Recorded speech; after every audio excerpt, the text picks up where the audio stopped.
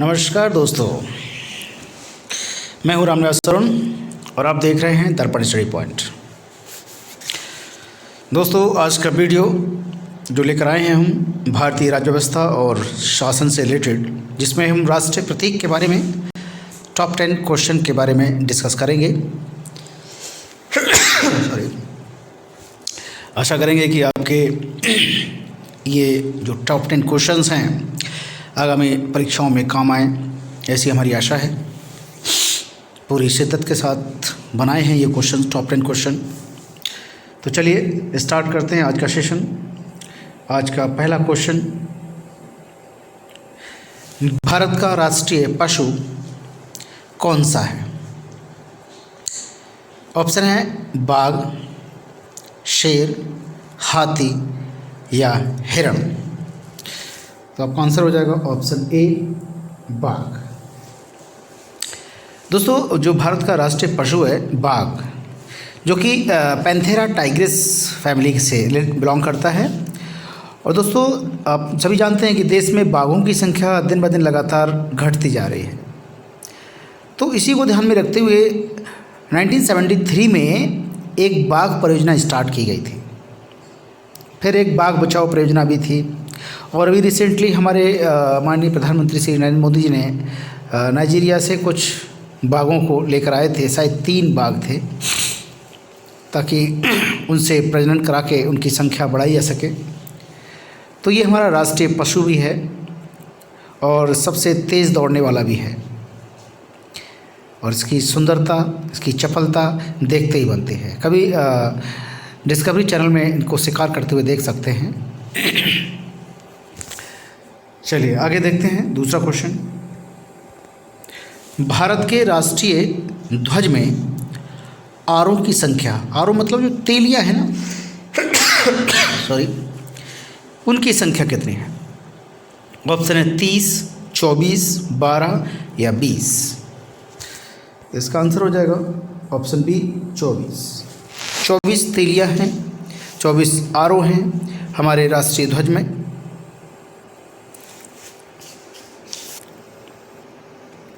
दोस्तों, ध्वज के जो बीच में ना पट्टी है, उसमें एक नीला चक्र है जिसमें 24 तेलियां हैं, जिसका जो स्वरूप है, जो प्रारूप है, वो यूपी में एक सारनाथ जगह है जहाँ पर भगवान बुद्ध ने पहला उपदेश दिया था। तो वहीं पर अशोक के जो सिंह स्तंभ पर हैं, वहाँ से लिया गया है, सिंह स्तंभ से 24 तेलियां उसमें बनी हुई हैं और ये न्याय का प्रतीक है। ठीक है दोस्तों, और अगर ये भी बताते चलें कि जो हमारा राष्ट्रीय ध्वज है वो पिंगली बेंकिया द्वारा भारतीय राष्ट्रीय ध्वज को तैयार किया गया था। ठीक है दोस्तों, तो तीसरा क्वेश्चन देखते हैं। भारतीय राष्ट्रीय ध्वज में जो चक्र है, भारतीय राष्ट्रीय ध्वज में चक्र जो है वो किसका प्रतीक है? चक्र जो है वो किसका प्रतीक है? ऑप्शन है आपके भाईचारे का, स्वतंत्रता का, न्याय का या समानता का। तो दोस्तों, जो चक्र है वो ऑप्शन सी, न्याय का प्रतीक है। सभी जानते हैं कि भारतीय राष्ट्रीय ध्वज में जो सफ़ेद पट्टी के बीच में नीले रंग का चक्र है, जिसका जो सारनाथ है यूपी में, वहाँ के अशोक स्तंभ से लिया गया है। ये इसमें 24 तेलियां होती हैं और ये न्याय का प्रतीक भी होता है। चलिए चौथा क्वेश्चन देखते हैं दोस्तों। भारत का राष्ट्रीय पक्षी कौन सा है? ऑप्शन है मोर, कबूतर, कोयल या हंस। आपका आंसर हो जाएगा ऑप्शन ए, मोर। मोर जो है वो भारत का राष्ट्रीय पक्षी है और इसका जो वैज्ञानिक नाम है वो पावो क्रिस्टेटस, पावो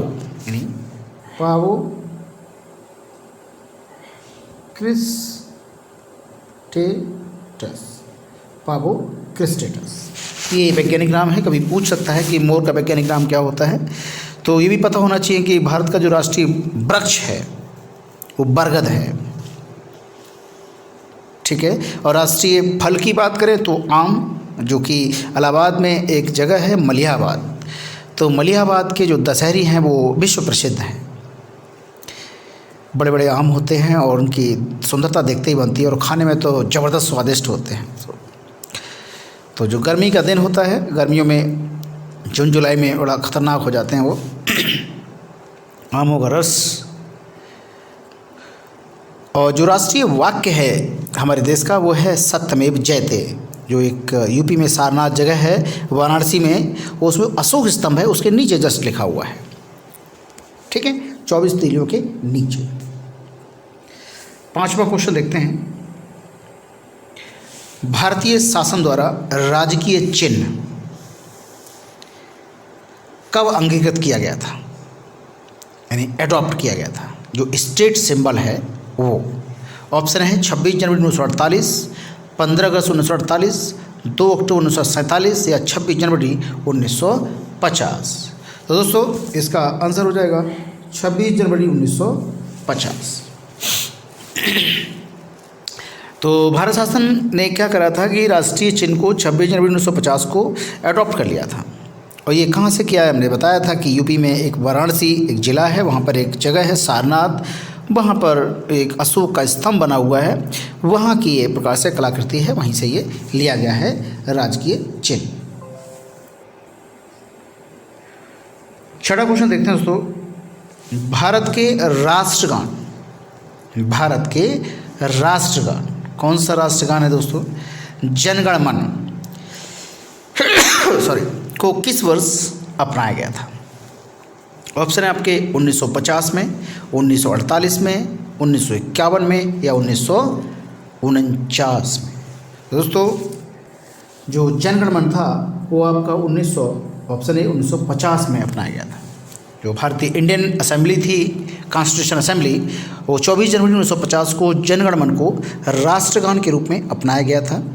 और इसको बनाने वाले थे जो 2 देशों का राष्ट्रगान बनाया था रविन्द्रनाथ टैगोर ने, वो रविन्द्रनाथ टैगोर हैं और उन्होंने इंडिया का यानी भारत का यानी हिंदुस्तान का और बांग्लादेश का राष्ट्रगान उन्होंने ईजाद किया है या लिखा है, अभी भी लागू है। 7वां क्वेश्चन देखते हैं दोस्तों।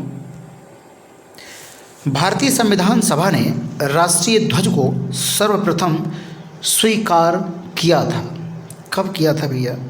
ऑप्शन है 25 जुलाई 1947, 23 जुलाई 1947, 22 जुलाई 1947 या 15 अगस्त 1947। तो 22 जुलाई 1947 जो आपका आंसर हो जाएगा, 22 जुलाई 1947। 22 जुलाई 1947। तो इंडियन कॉन्स्टिट्यूशन असेंबली जो है वो अपने चौथा अधिवेशन हुआ था उनका, जो 14 जुलाई 1947 को हुआ था और जो चला था 14 से 31 जुलाई 1947 तक। तो इसमें क्या हुआ था कि 22 जुलाई 1947 को भारत का जो राष्ट्रीय ध्वज है, जो झंडा है, उसको अडॉप्ट किया गया था, स्वीकार किया गया था। तो सभी जानते हैं कि भारतीय राष्ट्रीय ध्वज में जो बिल्कुल चक्र जो है बीच में, उसमें 24 तीलियाँ हैं। ठीक है दोस्तों,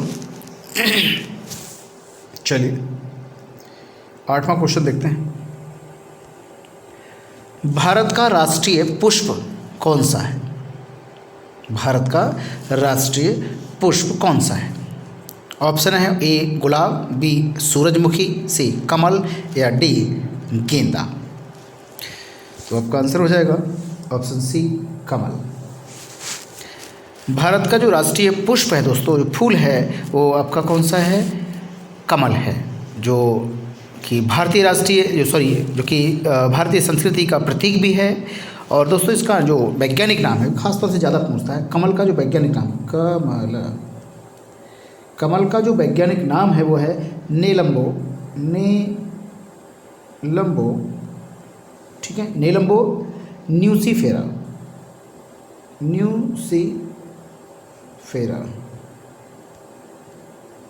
न्यूसीफेरा, ये एक कमल का वैज्ञानिक नाम है, ध्यान रखिएगा इसको।